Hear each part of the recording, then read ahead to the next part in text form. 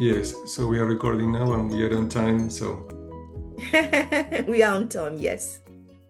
Yeah. So welcome. We have two people that came in. Yes. Hi. Hi, Andrea. Hi, Liz. Hi there.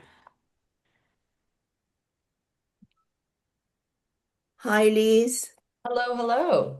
Hello. Oh, hey, And Judy. Judy just came. Yeah, wonderful. How are Hi, you? Judy. I am doing well, thank you. I'm doing a little bit of back-to-back meeting jumping, but Like me too, so I can relate to that. Yeah, so on Yeah. Mondays I have my coaching supervision training in Spanish. Okay. So after this back to back, I have my program. But what is good is I have a guest doing a demonstration, so that is less work for me to do nice. that. Smart. Yes.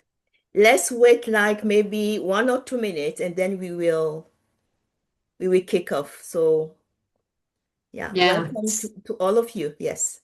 So Judy, we are going to be seeing each other at Converge. Anybody else is coming to Converge? I think Liz is coming. Andrea, are you coming to Converge to this conference?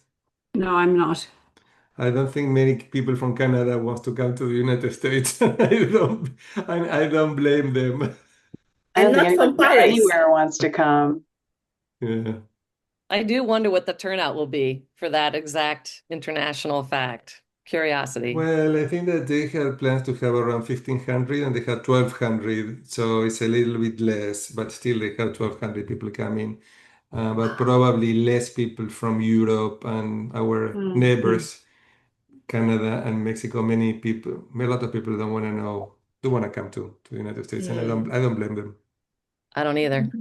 Yeah, not at all. At least you're coming, aren't you? I do You're plan to be there. Yes, good. in fact, I was going to call you today and say I think I can even come the day before. So Okay, great. I will Okay, RSVP because I got that figured out good, over the weekend. good. Judy's coming to the Yeah, day I'm looking before, forward so to it. going to be fun. Hi, Belle. Hi, Elizabeth. Hello. Hi, good evening. Welcome, Hi. welcome everybody. Welcome. Yes. So as we are waiting for the rest for the next 1 minute, maybe you can share in the chat or through voice. What's your curiosity to be here today?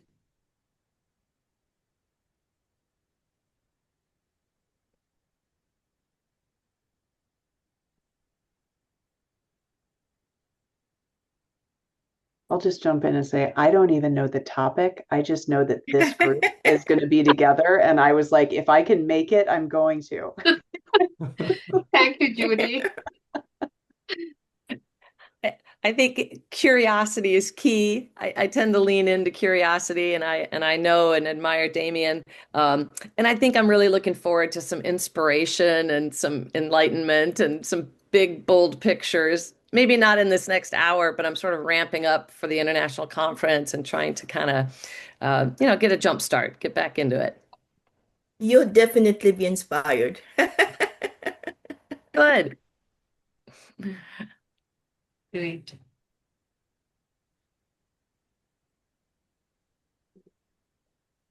Okay.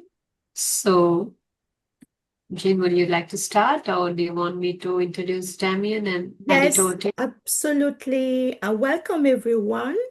Um, we are here today because we are welcoming Damian for his recent book, and I will let Anushli share his bio with you to begin with. Yeah. So first of all, I'm grateful that someone like Damien crossed my path and maybe many of our paths as a coaching supervisor trainer. Uh, it has been a wonderful journey personally and for many other coaches also. So, and also as a trainer to become a coach or team coach or other coaches. So apart from that, I'm going to share his bio, but I think Damien will speak through his presence who he is during this next 1 hour. So he has 30 years of experience in executive assessment and coaching, leadership development, talent management, facilitation, strategic planning, and team building services. He's from Argentina. He has extensive experience working with people from different cultures, countries, social backgrounds, and he has also worked with individuals and organizations in over 50 countries, which includes America, Europe, Asia, offering services in different language such as English, Spanish, and Portuguese. And through his work with multinational Fortune 100 companies, governments, and community-based organizations, Damian's coaching and consulting services have realized extraordinary results for his clients. So these results enhance productivity, communication, impact the quality of leadership present within this organization. They improve the quality of the work and personal lives of these individuals. He coaches, he supervises and consults. And one of the co-founder of the America's Coaching Supervision Network is also Damian Goldvarg, whereas the other person is Lily. He's a certified master coach and a certified coach supervisor. He has written multiple books. I think 5 books, Damian, so far, or 6 books. This is my 11th, so it Oh, depends when sorry. you get my bio. It's It's in the numerous. 11th, but maybe in English it is the third one or the second one. I think in English is the third one. Yeah. All right, Okay. okay. Yeah. And here we are to explore his wisdom through his newly released book. Over to you, Damian. Well, great being here. I want to thank for Jen and Elvira and Anushli for holding the space. And this space is, you have been doing this for several years now, and it's part of the America's Coaching Supervision Network book club, where we invite supervisors to join us, but we open the space to anybody who wants to join, who wants to learn about different topics in the context of supervision and coaching. So who, from the people who are here, who are supervisors? I know Judy and Anushli and Jen. Okay, great. Everyone is Thanks, everyone. supervisors here. Yeah, I think Liz may. And Andrea, are you supervisor, coach supervisors? I'm not a qualified coach supervisor, no. Okay, welcome. Because this is basically for supervisors and coaches, and I know Liz, we I'm know. curious about it though. And yeah, Judy, we Great, should have a conversation. great. And Liz, And I want to acknowledge Elizabeth and Val, who are returning participants. Really, okay, really returning participants. Thank you. great. Thanks everybody for being here. So basically, I want to share with you about this book. The book before this one in English was a book about supervision. So we edited this book with Lily Ciro, Joel De Girolamo, and we basically this book was we had a compilation, and Francine Campon, we are 4 editors, and we compile articles and chapters from people from the Americas. That was our goal, to have the first book on coaching supervision from supervisors from the Americas. So that was my second book in English, and it's a great resource for everyone. So I highly recommend that you get it. And we have people from Europe too who collaborated with people from the Americas. So we're very proud for that book, and it's called Coaching Supervision: Voices from the Americas. And this is my third book. In the first one was a coaching translation from a book in Spanish about coaching competencies.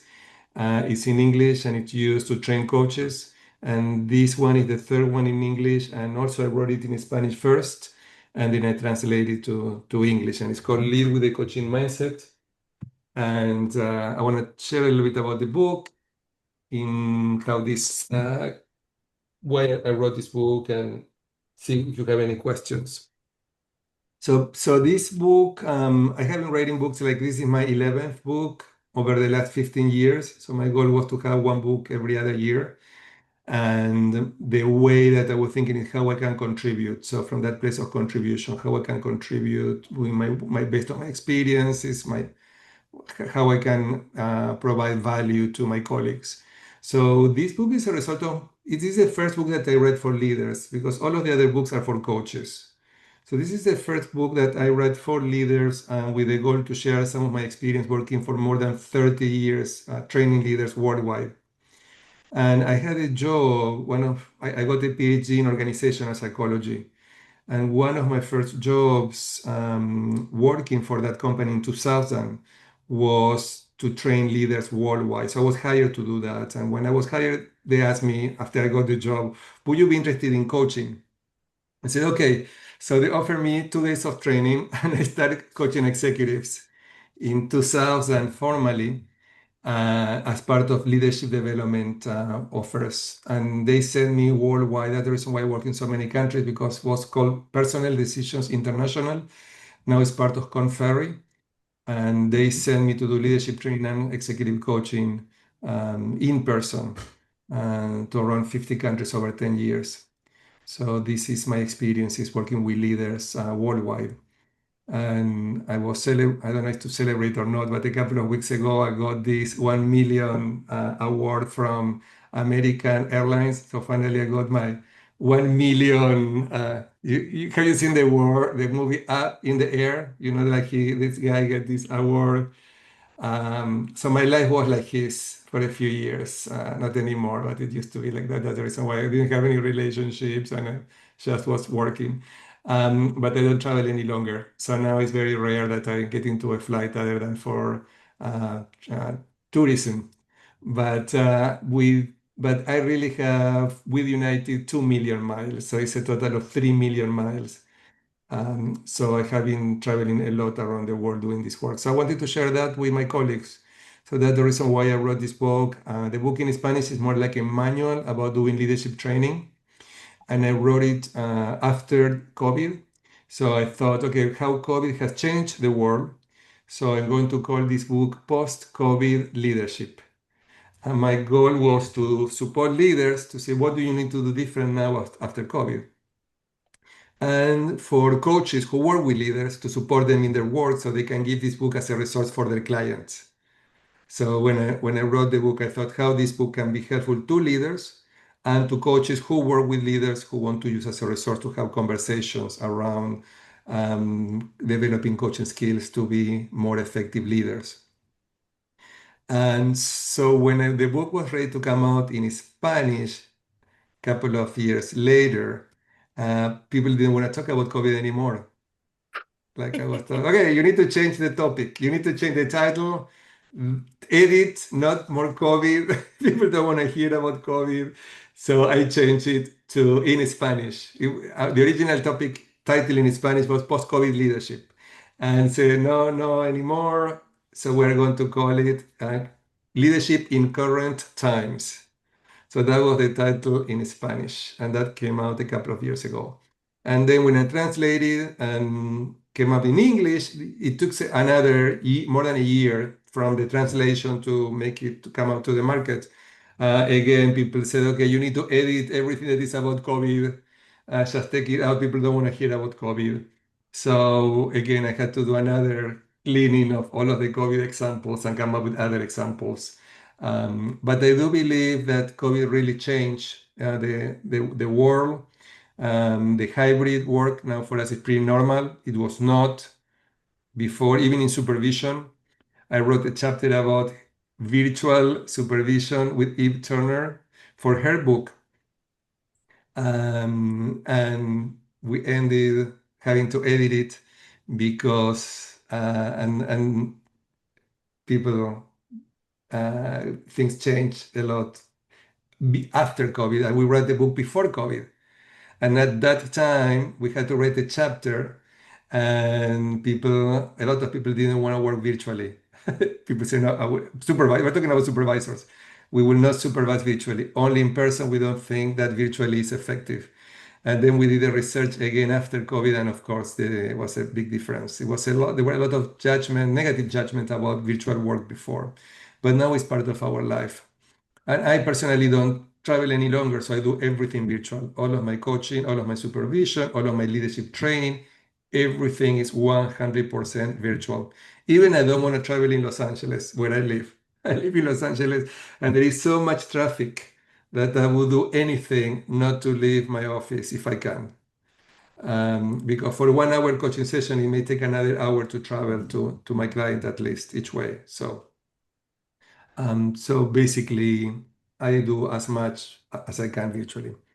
So the book came out only a couple of weeks ago, so it's a brand new book. And the idea is what is different this book in leadership compared to other books on leadership, because there are many books on leadership. So people ask me, okay, which ways this book is different? So what I did is I got the ICF core competency framework with the 8 core competencies, and I translate that to the work of leaders. So the idea is how leaders can be more effective developing this coaching mindset, that is competency number 2, but also by demonstrating all of the skills that are the ICF core competency framework. So each chapter of the book is one competency: coaching mindset, ethical leadership, building trust, coaching process, active listening, creating awareness, facilitating client growth. So we have the 8 chapters, that one about each competency. So my goal is how to train leaders to use these skills to be more effective leaders and to coach their people. So in that way, they can get higher level of engagement and productivity. So ICF have done some research in the past, comparing companies that invest in coaching compared to cultures and organizations that do not invest in coaching. And they find out, and the investment is about hiring coaches and training leaders on coaching skills, or training leaders internally to coach internally. So there are 3 ways to develop these coaching cultures: by hiring external coaches, by training people, leaders and people in HR as coaches working internally, and by training leaders on coaching skills as the 3 areas. So there is research that demonstrates that when leaders develop coaching skills with companies invest in coaching, there are higher levels of engagement, higher level of well-being and productivity.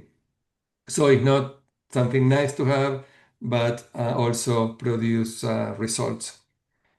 So if you want to stop me at any time, you have any questions, let me know, okay? Yes, I think that maybe we're going to ask 1 or 2 people in the room to say what they feel and what they want to know, because we are lucky to have you with us today. What I think is definitely that your book, because it is related to 8 competencies, is going to shift something important, because some leaders might not understand, the coaching world all the time, while they are asked to coach sometime, and vice versa. So definitely it's going to be a shift. So I pass the word to anyone who want to ask a question. Just a quick question, Damien. Yeah. What is the title of your book that's based on the competencies? It's called Professional Coaching Competencies. Thank you. And if you you go to Amazon and you put my name, all of the books are going to come up, because the 11 books are available there in Amazon. And then for people who read the book, if you get to read the book, I want to invite you to write a review, because that's a way that Amazon move the algorithm, is by reviews. So if you have a chance to get the book and to read the book, if you want to write a review for any book that you read, you really support the author that way. Is it a professional coaching competency, the complete guide? Yes. Okay. Yes, so this is also a book. This was I'll put it before, in the chat. that was when we have 11 competencies, so it have not been updated yet. But as you know, the competencies, even though they have different names, are very similar. There was even there's a new updated version that came up, just Yeah. came out like recently, and there are some minor changes to make them better. But I think the content is similar. So you have a couple of sessions at the end to analyze using the competency framework. So sometimes some coaching schools use it to train coaches. Damien, my question to you is, what are the potential opportunities that you're seeing, as well as potential threats that you're seeing by introducing more of these coaching skills to the leaders? But Coaching competence. what I tell people, this is not for leaders to become professional coaches. So and many times leaders want to do that, and I have worked with leaders worldwide who go through coaching training because they want to get the same skill that professional coaches receive. So that's a possibility. But this book is more for leaders who want to be more coach-like, leaders who want to invest time in developing their people. So I think that the goal, that the reason why the title of the book is Lead with a Coaching Mindset, How Leaders Unlock Potential. So I think that the message is, the premise of the book is, if you are a leader, and not necessarily a manager, can be a manager, but you can be a leader inside ICF, being, or any organization where you have to inspire people, or you have to facilitate networks. Or so leadership here is not only management, it's leadership in any positions. If you have a coaching mindset, if you have, and coaching always happen in conversations. So if you learn how to have these effective conversations, you are going to have more effective relationships. And I have been talking with this premise for many years. Even I got everybody in my family to go through coaching training based on that premise. Like, if you develop coaching skills, you are able to have better conversations, more effective conversations, and better relationships. So I got my parents, my brothers, their wife, five of my closest friends, my nephew, my own partner, everybody to go through coaching training so they can develop these skills, because I do think they make a difference. So you know that if you want to enroll the whole family, your family, into coaching and supervision, ask Damian for tips. My father was not easy to enroll him. I enrolled him to become a coach in his 70s. And but he's in his 80s now, and he's a great coach and supervisor. So I follow, both of my parents are psychologists. So I followed them to be psychologists like my parents. And then they followed me to become coaches and supervisors. Both of them are supervisors. They work with me in my supervision program. I was saying before that after here, I'm going to teach my supervision program in Spanish, and both of them are part of my team, and they're going to be there. And it's nice to get to see them, work together with them. So Elizabeth, I'm smiling. You are smiling, and I want to ask you a question. Do you think that among your clients, you might have some leaders or coaches that might be interested with such a book relating to the 8 competencies? I think the answer to that is yes. What I'm more curious about, Damien, is, and I'm a trainer of coaches for many, many years in educational leadership coaching. What I'm curious about is the developing the mindset piece. Because my experience is that we can train people in skill sets, whether they're coaching skill sets or approaches. Adapting the mindset is something different, and I'm curious what you might say about that. Yeah, so, and it's interesting because this is a new competency, because ICF even didn't have that before. So developing a coaching mindset as a competency that came out, I don't know, 5, 6 years ago, maybe 8. I don't remember exactly what year. But the idea is developing a coaching mindset, and ethical issues are more about the being, not the doing. So these are being competencies. So because it's about the being, it's more difficult to teach as to train, like a skill that you develop. So it's about bringing awareness. So my goal, like with ethical issues, about who you are being, how do you live your life, your level of integrity. So it's something that you cannot train, but you can bring awareness. So with this is there in the book, we invite people to pay attention to what may be blind spots, what may be things that you're not paying attention to. And one of the areas where many times leaders are not paying attention is to develop their people and invest time in their people because they don't have time. So many times say, "Oh, Damien, that sounds great, but I don't have the time to do this." So when people say that, I'm wondering what everybody here, like you're coaches, so I'm wondering when your leaders are telling you, your clients are telling you, "Oh, I don't have time to do that." What do you say? About anything. It can be coaching, but it can be other skills that they may need, like sometimes delegation or other skills that they need to develop. And they say, well, yeah, that's nice, but I don't have time. So what do we, what do we say or what do we ask them? I think Anyone? I would say to people that when they don't have time for whatever it is within coaching, I would usually say to people that's the best reason I know to make time.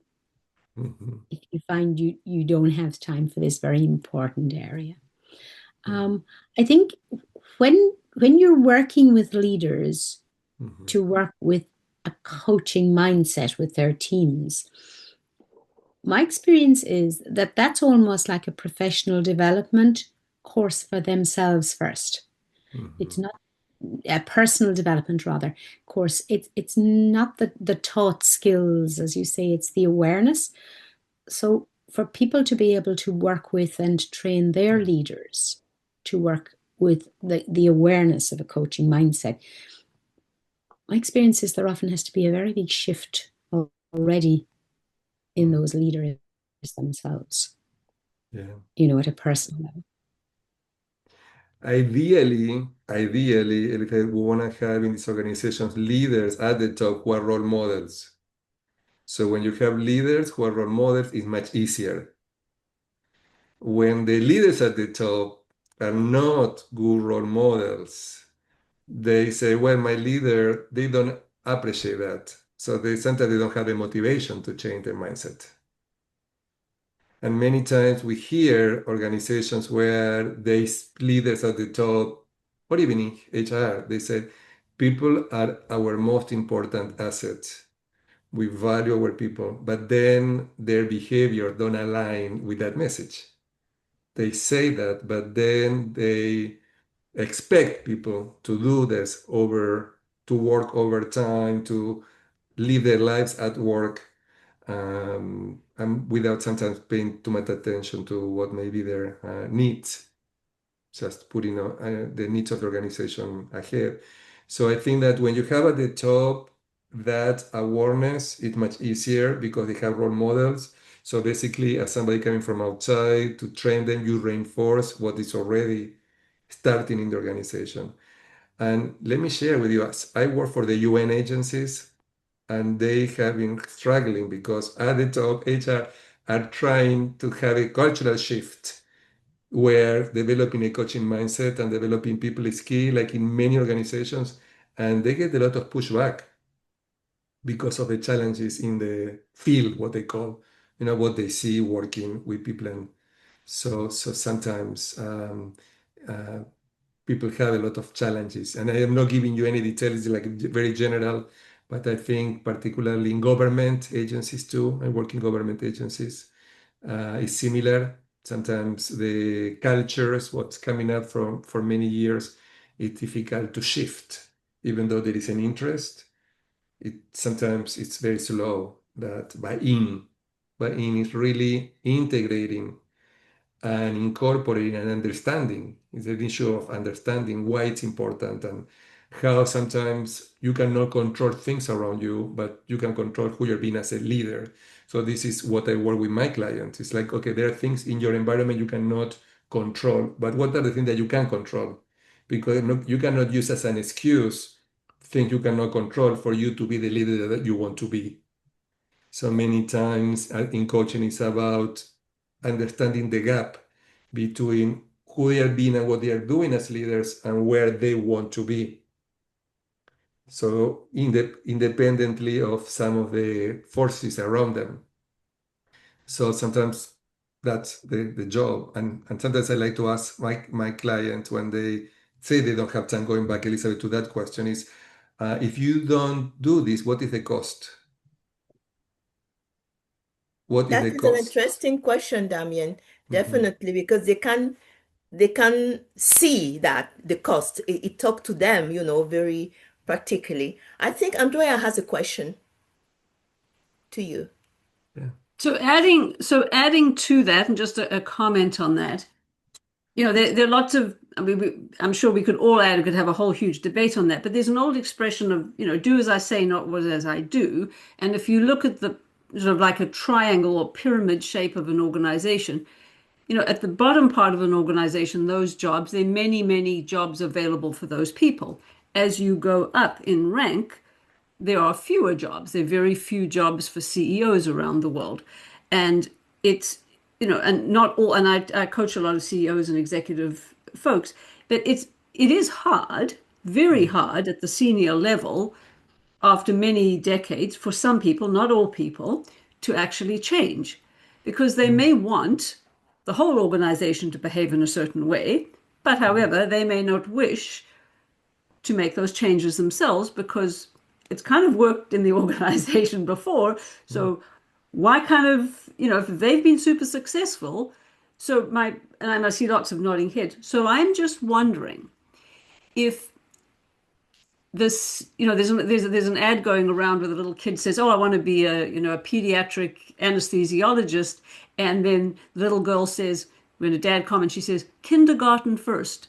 And I'm just wondering with CEOs, if they fall on their sword, that's great at a leadership conference and they're all sold in on coaching or they've had an experience.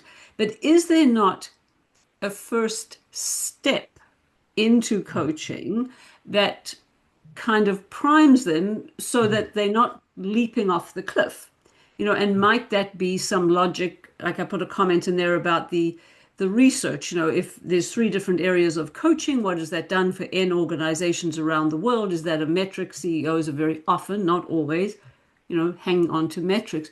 So I'm just wondering if there's a little bit of a runway for them to go through first rather than say, "Oh, trust us, we're the coaches and it's brilliant and this is how it's going to change your organization."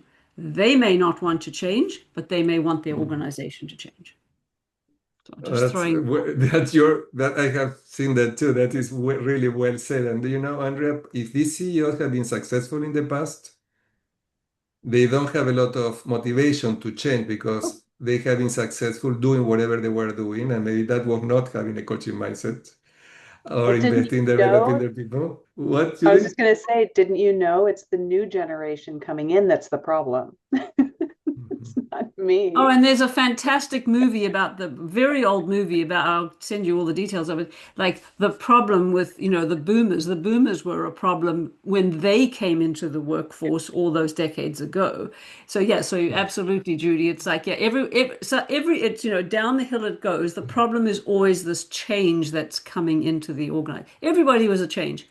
Even the late boomers were a problem because why? They were the dinks, the dual income, no kids. They were working overtime. Well, that was a bit of a shock because nobody else was working overtime, but the people in that generation were working overtime, and that shifted things too. So, And then as we're saying this, you're making me think this incoming generation on some level is the change that these organizations are needing to respond to in the broader context. And even but internally they're having trouble adjusting, Damian, as you're pointing out, right? So how can we adjust to the outside influences coming at us if we can't adjust inside? That is a really great question. And now many leaders are struggling with technology. This is one of the areas where we see something that is different or new after COVID. but Working with it. Damien, every generation struggled. So I was 23. I was working for a very, very large organization. They moved me to a brand new area. My boss was 64 and 7 months old, close to retire. We just got email. This is way back in the 80s. And he had not opened one email because he was deathly afraid to put his finger on the keyboard, right? Because he didn't know. And this was after a stellar career with one company, brand name. And he just didn't want to put his finger on in case he made a fool of himself or in case he broke something. And that's a great example. That's a great example. And it's you're right. And so what is our role as coaches, supervisors working with coaches, when coaches come to us with these questions, with these challenges? What is our role and how we can support as supervisors, coaches coming to us with these challenges? And I think one part is about normalizing it. What you're saying, Andrea, is normal. This is every generation is dealing with different challenges. And then is asking the questions where we can make a difference, where we can contribute. And I do believe that there are some elements that will support us to be successful in our roles as coaches. And sometimes it's the organization when they have a strong HR team and they prepare the terrain for us. So when HR are effective at explaining what is coaching, people understanding what is coaching, when they're effective in selling coaching before we get into the picture, it helps much more than when you just show up and people are still trying to figure out what is coaching. But I think HR has to be careful too, because it Mhm. depends on how the organization views HR. It depends on Yeah, how HR behaves in that organization. If HR yeah, is the conduit to, we don't like your behavior, and out the door you go, yeah, that's a different version than if yeah. HR is a business partner and is there on the side of leadership and helping people. So I think, it really depends. So where organizational development fits in. So OD is not That, that, that, particularly that's popular a good in North point. America. That's a good point because if the organization don't trust HR and that something happens, they will not trust anything that they're bringing. So it will be the contrary effect. If they are presenting something instead of supporting us and helping us to get in the picture, we will have to overcome whatever negativity may be. So that's another possibility too in the picture. And that's a good point. But I do believe that going back to, for people who just joined us, hi Fatima, good seeing you here. I So somebody Hi. is joining. We're talking about the book and we're talking about the different elements, and one element is the coaching mindset. And Elizabeth, we started the conversation about how do you develop that coaching mindset because it's not a skill, but it's a different way of looking at things and what that can be resistance and what can be challenges. And probably it's like many times in training, the people who need to read the book the most are going to be the one who will not read the book. The people who really need to many times get into coaching training as the one that they are not in their awareness, is not in their priorities.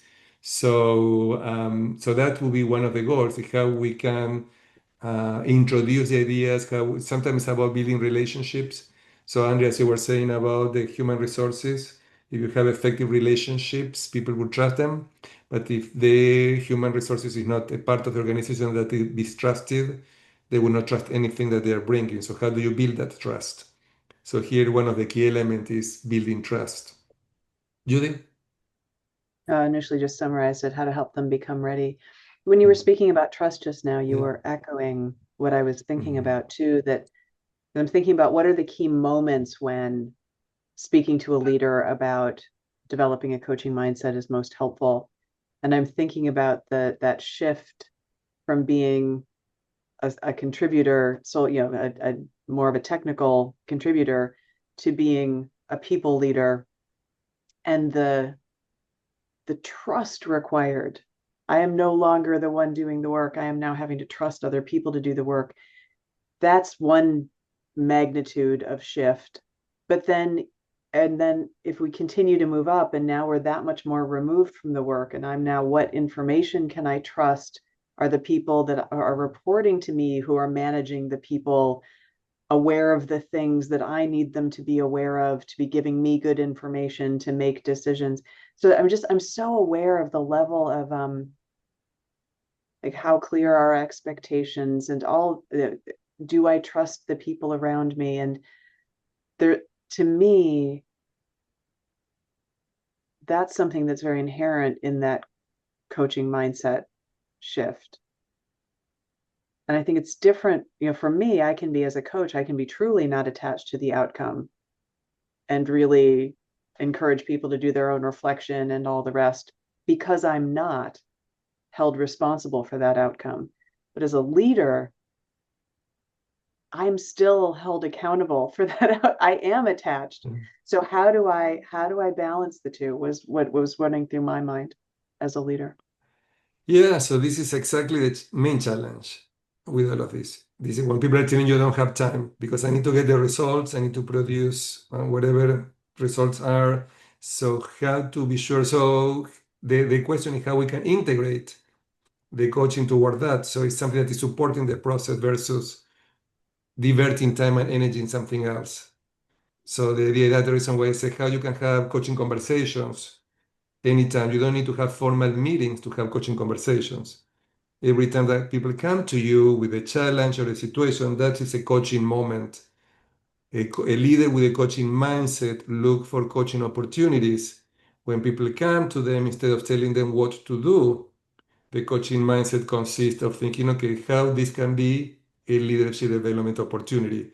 So this is the switch. This is, Elizabeth, this is where we want to go. Is okay, be aware that when people come to you, you may use that conversation as an opportunity to make people think and to make people realize that they can come up with their own solutions versus telling them what to do. So this is one of the messages in the book, how we can look for opportunities to make people think and make people come up with their own solutions versus telling them what to do. Though sometimes in leadership it's completely appropriate and people expect leaders telling people what to do.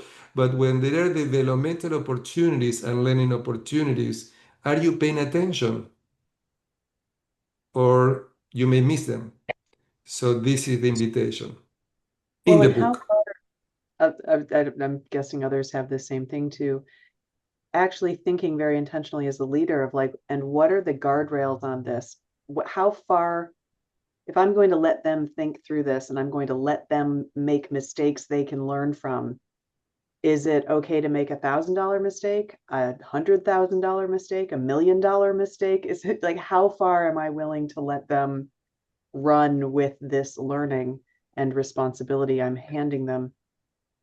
Is one of I, the, I like what you're saying, Judy, and I'm going to build. I mean, I completely agree with you. But a few years ago, we used to make the difference between manager and leader, saying that manager was more like wanting goals to be reached, and leaders were more like, open understanding. So now we are talking about leaders, and I also think that this kind of book can also help managers and leaders remove their mindset and see what is a missing link in what I'm trying to do with, the salaries in the company. And they might maybe become aware of that, because you say, already ask them to do a 1,000 mistake, etc. And sometimes it's maybe better to do 1,000 mistake than doing 100,000, So it's really something that is going to open the discussion and help everyone to move forwards a little bit more. Now, developing a coaching mindset as a process, um, it's a process. It's not like a one thing time event. And I hope that this book provides some support on that process. So when leaders are reading the book, my hope is that they may get some insights. Like they are reading and say, oh, I realize this. I may have missed an opportunity to coach somebody from my past. It's like as a result of reading the book, my goal is to not only develop skills, but also bring that awareness. So it's about moving the needle, a little bit. Elizabeth, with some people, you may move the needle more than with others. With some people, you may not move it at all. And with some people, you may move it more. I don't think we spend enough time, I think, in coaching training talking about coachability. Now, there is a new book that came just about coachability as a topic from Claire Norman. And the idea is that not everybody is ready and willing to receive coaching in the same way that they are not ready and willing to change. Andrea, that executive you were sharing before, this person may not have any motivation at all to change. They have been successful in the past. They don't think that is necessary, so you may not see that change. So that's a possibility too, and they have that right.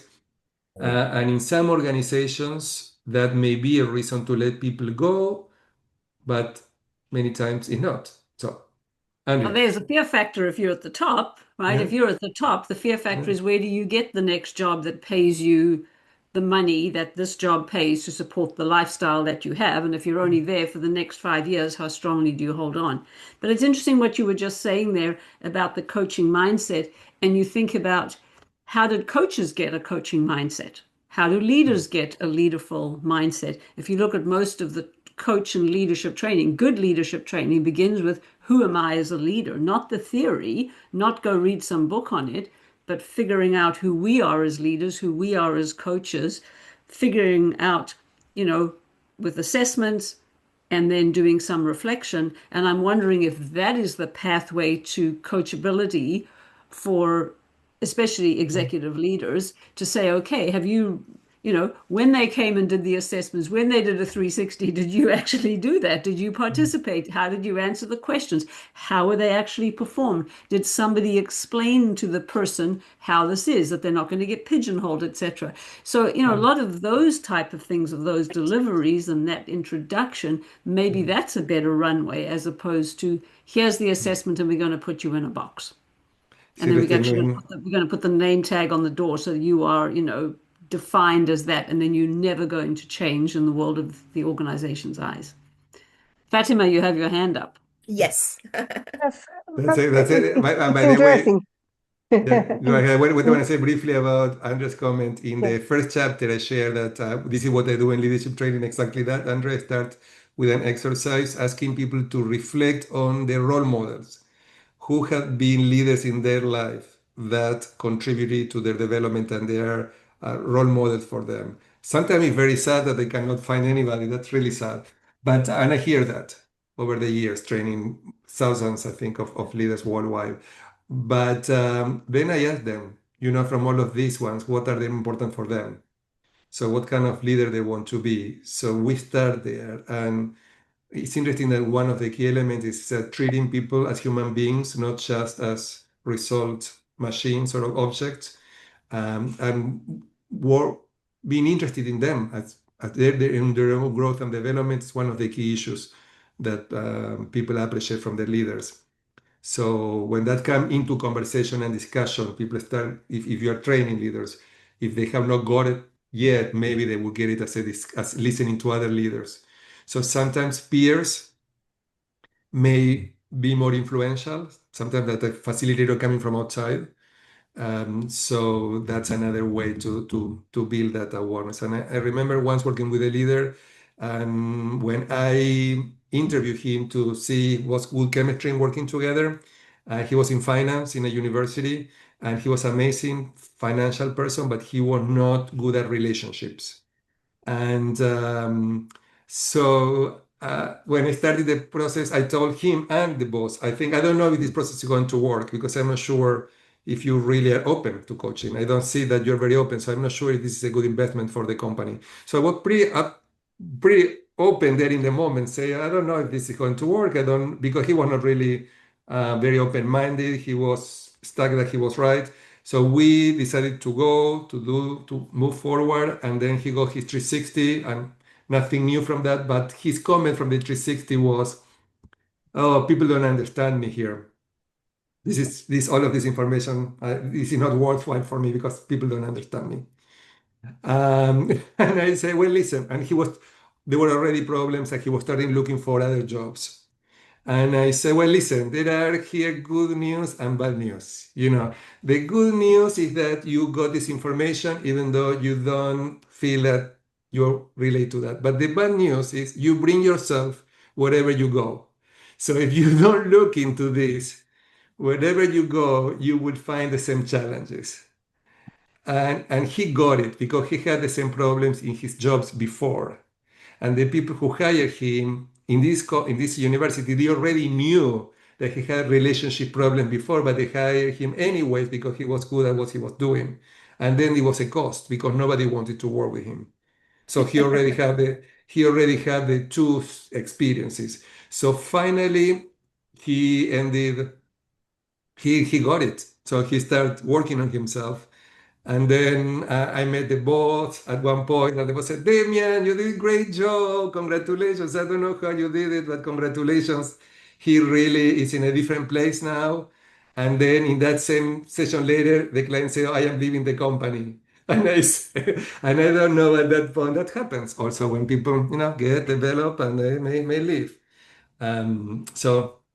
But he hired me later in his next company, and he has been doing great. So he got it. It took some work, And at the beginning it was challenging, but that's a story about changing that mindset. Okay, I am right, everybody's wrong. They don't understand me. I think we have time for a Fatima, couple of Yes, yeah. no, it was a comment. It was very Yes. interesting because Mm. last Friday I was with a client in the United States now, and I was thinking in your book because I know I have read the Spanish version, not yet the English version, and but I'm really having a lot of leaders that they really also want to involve their leadership, you know? And sometimes for me it's also more reframing and come from a perspective of curiosity. Sometimes, and also sometimes what they say me, okay, I don't want to be pulled from my perspective of knowledge because people are also waiting for me the knowledge, but how can I also reframe my interventions? No, and sometimes this is difficult. So there are a lot of things that we can work with them, and I think your book will be an interesting resource. Thank you, thank you. And I think this conversation was really interesting. I really enjoy having the conversation because this is the dilemma and the challenges that many times coaches bring to supervision. What do we do with these challenges? So I think Something this. that I want to add, Damian, is that as I'm listening to all of you, I see maybe your book as a bridge between leaders, coaches, and even supervisor. Why? Because a lot of coaches do assessments. So they need to explain things to the leaders or the managers or anyone they're working with. And this book, which is relating directly to the 8 competencies, can really help them, explain some aspect of the assessments, what is expecting for them, why they need to improve who they are, because it is important in the work, as to you were explaining this example in the company that somebody was remaining blind to the problem that he's causing in the company. So I think that I see your book as a bridge, definitely. Yeah. Thank you, thank you. Yeah, This I is think, yeah, if I may also add something that I'm noticing, Damien, from the discussion today is that we are looking at one size fit solution for all the problems. And I think this book can bridge the gap, as Jane said, to discover the why and and to a certain extent the how. And then the next step could be you having your own coach. But can this be a bridge for everyone? May not be. Like if somebody is not ready, what I mean, change cannot be forced, and awakening happens in their own pace. Even though we care, we have the best intentions for our leaders and the world. And I think we also, as coaches and supervisors, need to have patience with our presence for it to evolve and to be evoked. I believe that's just a perspective. yeah. Yeah, beautifully said. Yeah.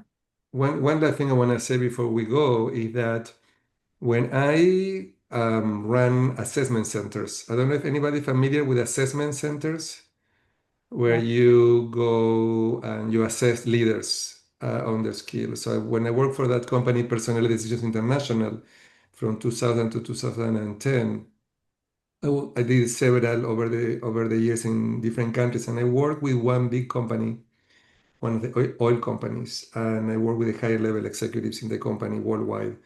And we went to these assessment centers, and what came up as the two areas where most leaders didn't spend enough time. These were all very successful and productive leaders. They were just looking at how they can be even more effective and how to prepare for the next job. So, what do you think would be two skills that came up as the one that they were the lowest in the whole company? Talking about very successful company, very successful leaders, getting ready, prepared for the next responsibilities. What were two of the key competencies that they needed to be more effective? Anybody? Let's just say whatever come up for you. Listening, probably active listening. Active listening.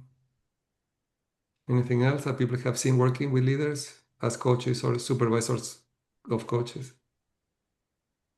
How Me, they it's show up as a leader Like in this every intervention, how do they show up as a leader? executive, some people call that executive presence, can be one. Yeah. Because we need Learn to, to be, yes, Judy? learn to oh, be I was just, really curious, non-judgmental. Mm. for me, it's the it might be evoking awareness in the ICF competencies, but it's that piece we were talking about earlier around really taking the time to develop the talent within the organization versus focusing on the goals and Yes, outcomes that we're that trying to was achieve. one. That was one of them. Developing their people, Mm. finding time to Learning. developing their people. It's like having a coaching mindset and showing coaching skills so they can be more effective in developing their teams. So so developing team members was the number one, and the number two was strategic thinking. So strategic Okay. thinking, looking at the future and prepare for the future. So that took me to go, and I got to, as a result of that, I know, okay, this is an area that leaders need to be more effective. So I wanted to be more equipped as a coach to provide for that particularly skill. So I got two foresight trainings. So I train on foresight like the study of the futures, and how to think for the future, how to prepare for the future, and how to be more strategic thinker. So my book is, there are 10 chapters. 8 chapters are the 8 core competencies. Number 9 is team coaching. And the chapter 10 is about foresight and the study of the future. And when the new publisher from my book in Spanish, Fatima, they wanted to eliminate that chapter 10. And I said, no way, even though it's not a coaching competency, if leaders are not thinking about the future and not strategic thinkers, all of these other competencies will not be useful. So you have to put all of these coaching competencies in the framework of developing the mindset and being strategic and thinking about the future. If you don't do this together, you cannot, these skills will not be enough, because we're going back to what Elizabeth was asking at the beginning. It's not only about what we're doing, but it's also about how we are being, and usually how we are showing up. So bringing awareness on that and looking at the priorities. So when developing people is not a priority, when coaching people is not a priority, when you're not thinking strategically, there is a cost. So this is where we can also contribute, is supporting people to bring awareness of what can be that cost. Andrea? And this goes full circle all the way around back to the beginning of what we were talking about, of what is the person actually doing every day? Because if you actually look at their calendar and the amount of hours they're at work and what they're actually doing during that time, and how much work they're doing when they're in the weeds, where they shouldn't be, where they should be developing other people, and how much on their calendar is actually time carved out to do those two things, to think, right? How much thinking time have they actually carved out, not just on their ride to work and back? And how are they thinking about developing people, and how are they actually developing people? And that you can't think and do at the same time. It doesn't quite work that way. So, if you have I did in a previous company, but a huge time study on CIOs. And it really worked out that the more in the weeds the CIOs were, the less value the IT organization was to the company as assessed by the people in the company. So I'm wondering if I do look at my, like you look at your clients' calendars and say, what meetings can you remove from this? What can you delegate out? And what can you do with that free time? Not fill it up, but what will you actually do intentionally to lead people better? And this is a great way to finish the session today with some specific thing that you can do that can make a difference. So unfortunately, I had to go because I had to teach a class already now, and people know me that I'm pretty punctual. So I have to go. It was great meeting everyone, seeing everyone. I put here my link from LinkedIn. If we are not linked in together, connected in LinkedIn, please connect with me so we can be in touch. And Jen Elvir, and actually, thank you very much. You're amazing doing this space, facilitating these meetings every month. So thank you for all of your contributions to the Americas Coaching Supervision Network. You are welcome. And I wanted to thank also Anushli for to be on my side. Thank you. And everyone who showed up today, thank you very much. And Thank I you. hope you got something out of this